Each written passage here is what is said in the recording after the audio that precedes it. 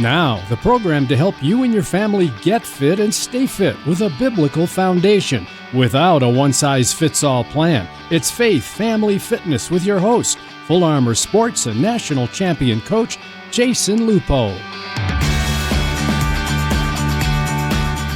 right, welcome to another episode of Faith Family Fitness on 100.7 The Word.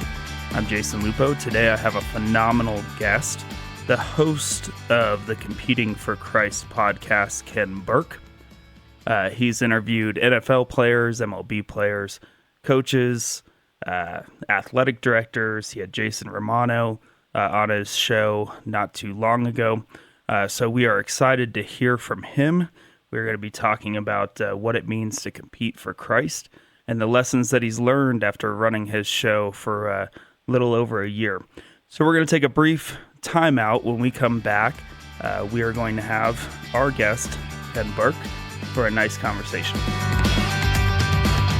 Thanks for listening to Faith Family Fitness, a presentation of Full Armor Sports Teams. Teamwork is at the core of any successful organization. Full Armor Sports, led by national champion coach Jason Lupo, is now registering for school year sports programs. Full Armor is a multi-sport teaching and training organization with homeschool options available.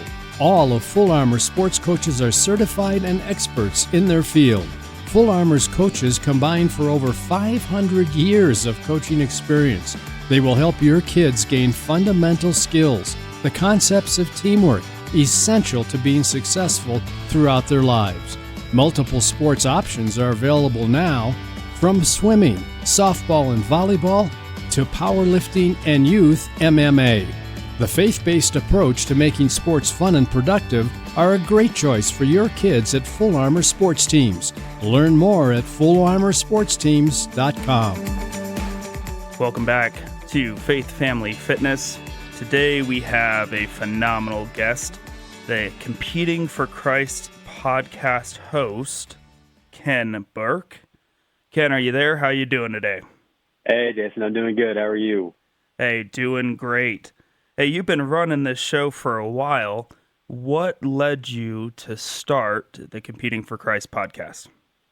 So I think there's a couple reasons, but I think the biggest reason why I started it was because I think I felt God calling me to share and discuss topics that I had struggled with as an athlete, as I just concluded my senior year in college of being a baseball player. But whether that be one of the biggest issues that I struggle with in identity issues, or things like seeking personal glorification, or how God can use injuries for his good.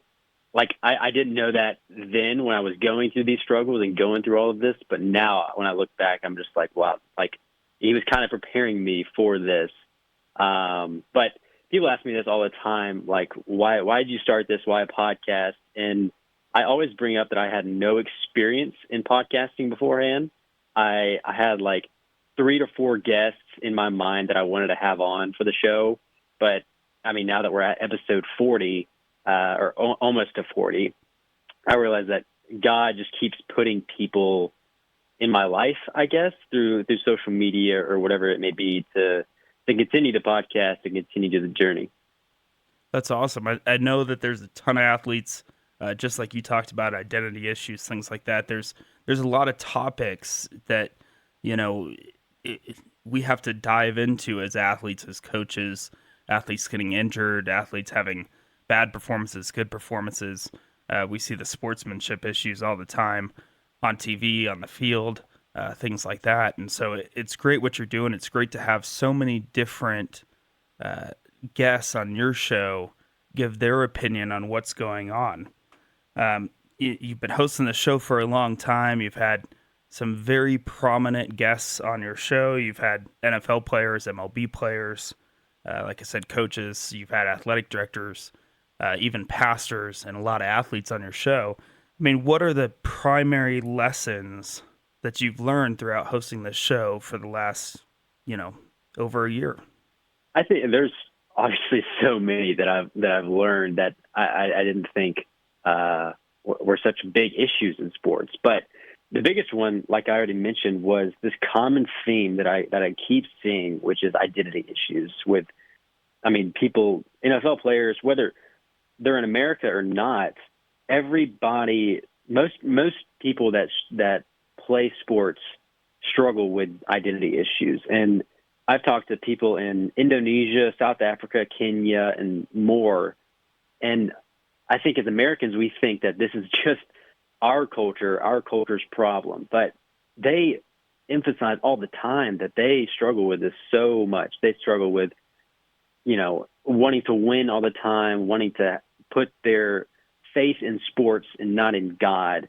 And I think that's one of the biggest issues, biggest lessons that I've learned is just continue to make God the center of our lives, not the sports that we play or any other idol that you could have in your life. But another lesson that I've learned is I think people just don't understand the gifts that God has given them, and they don't appreciate it in a sense because, some may have the gift of hitting a baseball 400 feet and you look to them and you're just like, oh, I wish I could do that. But you yourself, you could, have the gift of being a good teammate and a good leader and a good servant. And whatever it is, I think realizing the gifts that God has given you and steward them in a way that glorifies Him is so important. And that's another big lesson that I've learned throughout this journey. Yeah, I think it's really hard. As an athlete myself, you were an athlete. You kind of start identifying yourself as that athlete, right? Like, I'm Jason Lupo, I'm a swimmer, right? Or I'm a triathlete, or I'm a cyclist. And our athletes, tend to do the same thing. Like, that's their identity in their schools. That's their identity. That's their personal identity. And we always talk to our athletes. We run a faith-based organization, Full Armor Sports Teams in Colorado Springs. We always talk to our athletes about, like, if that is your primary identity, what happens if that all goes away? Because we've seen it so many times. I'm a baseball player, and then I get injured, and now I'm not a baseball player. Who am I? Yeah. And I think God, He has showed me so much through injuries, specifically injuries, because my freshman year in college, I tore my hip up. I tore my hamstring. I had to get surgery. So I was out that whole year. And I think that was the first time that I realized that God was trying to get my attention. He was trying to say, hey, I am your God. You don't have another God. You can't have another God if you follow Christ. And having that injury it kind of shifted my gaze in a way. And it made me because I wasn't doing anything. I was just sitting in my room in my dorm, just pouting because I couldn't play anymore. But God was using it in a way. And, back then I didn't realize that, but now I do.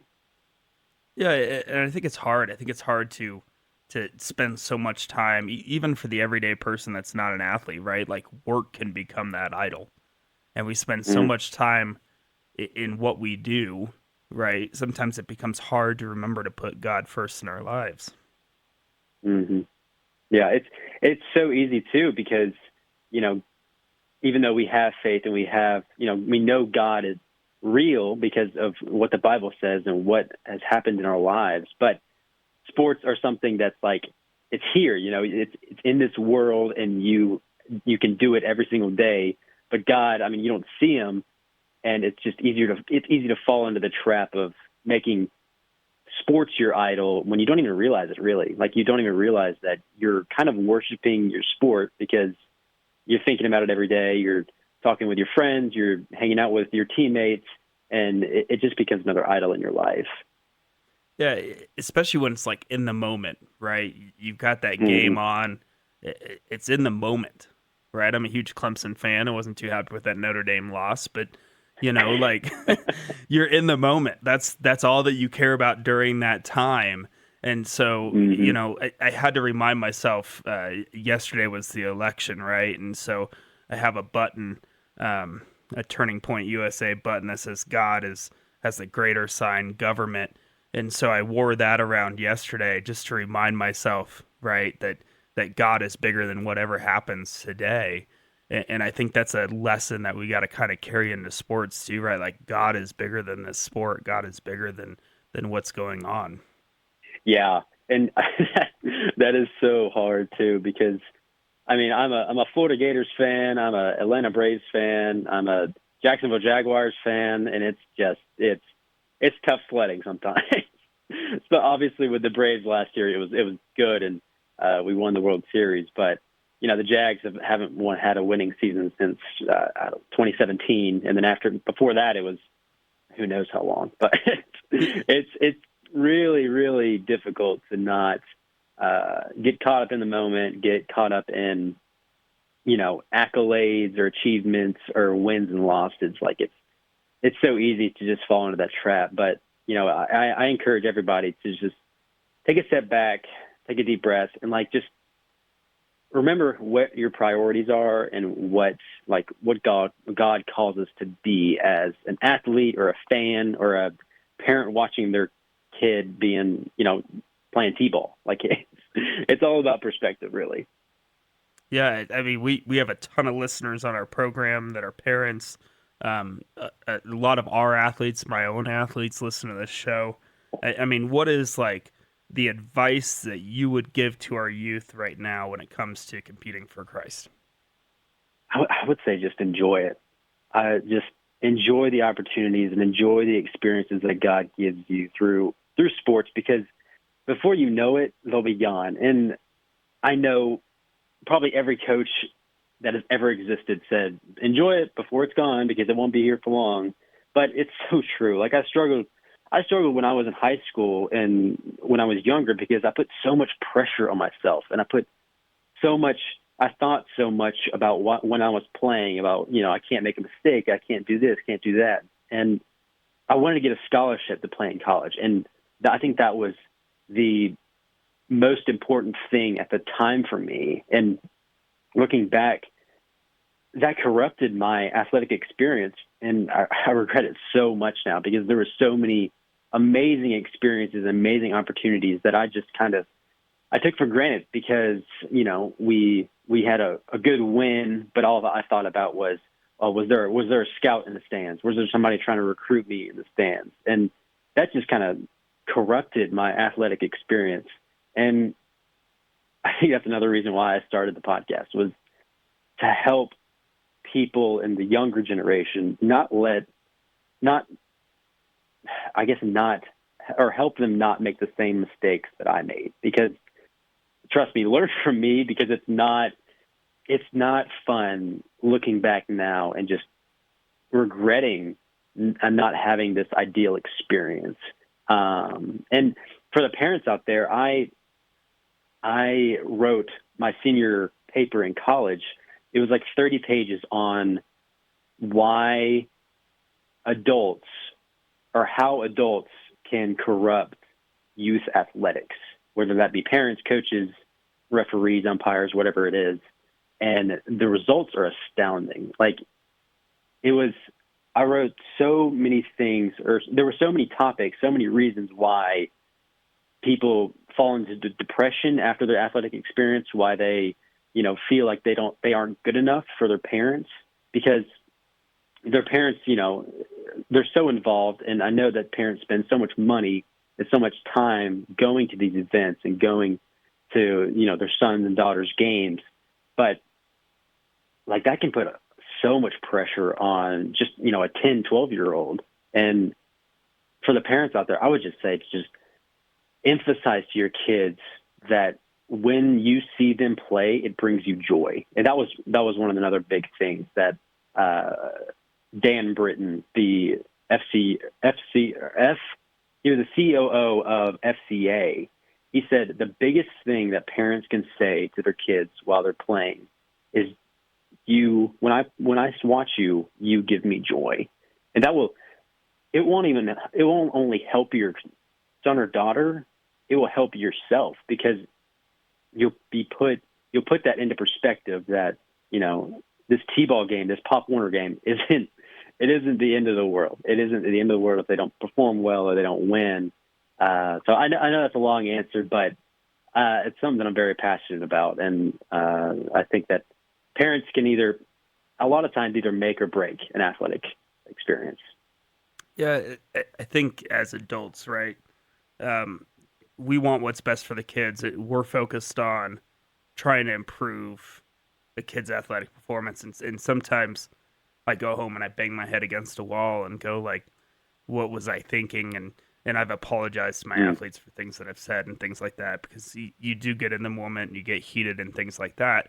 And so there's this fine balance between like how hard do you push a kid versus, give them that kind of loving touch sort of thing to try to balance it out to keep it enjoyable for them, but keep them improving and also kind of instill that drive and athletic prowess that you want to see. And so there's definitely a fine balance in sport. Yeah. And when I look back now, you think about the wins and the losses, and you really don't remember a lot about that, but you remember the experience that you had under either under a coach or, how your parents treated you as an athlete. And when I look back now, I'm just like, I tried to make certain adults proud when I should have just been focused on, enjoying my experience, like I said before, and then enjoying the gifts that God has given me and enjoying what the opportunities I have, because at the end of the day, that's all that really matters, because it's obviously you want to impress your parents and you want to, play, and you want to impress your coach so you can play. But I think it's all about perspective, and I think it's all about stewarding the gifts that God has given you, not for parents or coaches or scouts, but for God. Yeah, and you brought up a lot of what we try to instill in our programs. We actually have on our website, we have a little letter from me, and it says, achievements, trophies, wins, losses will fade, but the memories and friendships will last forever. And that truly is what we try to focus on. I said a long time ago that if we focus on building a strong, cohesive team, the results will be there, right? And if we focus on the results, we don't get the strong, cohesive team all the time, right? We want our athletes to compete against each other, but we don't want it to be a cutthroat program, right? We want them to compete against each other because it's fun in order to develop them further in practice. But we need that strong, cohesive team. And if we do that, everybody wants to be there. Everybody wants to train hard for each other, and we'll get the results we want. Yeah. And I think I tweeted this the other day because I heard it somewhere, but Satan hates that you love sports. He hates that God has given you gifts to enjoy sports, and he's going to do anything in his power to corrupt that experience. And for myself, that happened the majority of the time, or not a majority, but most of the time, because I let him, and I let my sports be corrupted by Satan. And I would just encourage everybody to just pray that, God uses your sport experience for his glory, and you don't try to make it something of this world, because it doesn't leave you satisfied. I mean, what have you found through your interviews with other athletes and in your roles in your own life? What does it look like to glorify God through athletic performance? That's a really good question. I think for somebody that I had on, they just said that glorifying God through sports is not only just praying before and after the games, but being a servant like Jesus, like being like Christ on the field or court, being, a servant, being somebody that shows love when they play, doesn't knock each other down to get where they're going, but brings each other up, brings everybody, all their teammates with them when they succeed, not when they compete, don't, even though you're competing against somebody, they're not your opponent, they're your competitor. And I don't know where, I think I read that somewhere, but they're not your, it's really, it can be really tarnishing if you call somebody your opponent, because it's like your opponent is Satan. And, some people can compare your opponent with Satan. And it's a really, really hazardous thing sometimes. So just having a Christ-like mindset when you go into competition, that's a really important thing. Yeah, that's interesting. It's interesting the way that you kind of phrase that. You know, I'm a huge UFC fan, right? I love watching UFC, and it brings a whole different kind of perspective to the idea of like fighting, right? Because you have two guys who are like going at it. It almost gives you kind of a real sense of a lot of what Paul talks about in the Bible. And afterwards, you know, they hug each other and they're good sports about it. But in the moment, man, they are fierce competitors. And they're trying to take each other out. And a lot of those guys will talk about God in their post match interviews and the press conferences, things like that. But I love UFC, and it kind of puts it in perspective of, you know, what does it mean to like truly compete? Because those guys, man, they're in it. Because if you're not in it, you're getting knocked out. But yeah, it's true. It's just it's an interesting thing when you ask athletes, like, what does it mean to compete for Christ? And a lot of times, what our athletes respond is it comes back to effort. Mm. You know, it's giving their all on the field. Right. And I think for myself and people that I've seen, it's a very fine line too, because, you know, it's just like in life, yes, we're called to do works, but that's not why we're saved. Yes, we're called to give a good effort for Jesus when we compete, but that's not why Jesus loves us. We, of course, give your best effort when you're competing, but don't do it to earn God's salvation, earn the salvation of Christ, because that's not the gospel. And I think just being true to what the Bible says, especially in athletics, is the number one thing that you could do. And I know that we all want to give our best effort, and I was probably the first person to say that I was not the best competitor when it comes to biblical standards for most of my career. But now looking back, it's so clear to me how you can compete for Christ, but also want to give that effort, but not in a corrupt way. Yeah, for sure. Hey, Ken, we're going to take a brief timeout, and when we come back, we are going to wrap this conversation up.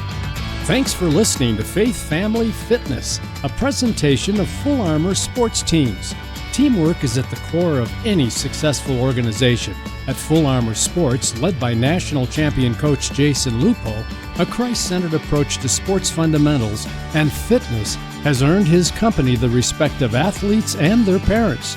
Full Armor Sports is committed to helping youth in our community experience growth through sports and to strive for improvement and excellence. Further, youth compete as individuals coming together with a sense of teamwork, camaraderie, and support for one another. At Full Armor Sports, the reality is achievements, failures, wins, and losses eventually fade away. But the bonds team members form through competition evolve into relationships lasting forever. Learn more at fullarmorsports.com. All right, welcome back to Faith Family Fitness. Thank you so much, Ken Burke, for joining us today. Jason, I can't thank you enough for having me on. It was such a pleasure to talk with you. Hey, I appreciate it. I look forward to further conversations with you. You've brought a ton of great insight to this program. If you missed any part of today's show, you can go online, any of your favorite podcast providers, and look up Faith Family Fitness, and you'll be able to listen to this show and our past episodes. Also find us at faithfamilyfit.org for more information. And once again, we would love your support for Full Armor Sports Teams. If you go to fullarmorsportsteams.com, you will find some phenomenal programs for your kids. Join us every Saturday at 9 a.m. on 100.7 The Word for Faith Family Fitness. Thank you for joining us. This has been Faith Family Fitness with Coach Jason Lupo of Full Armor Sports Teams of Colorado Springs.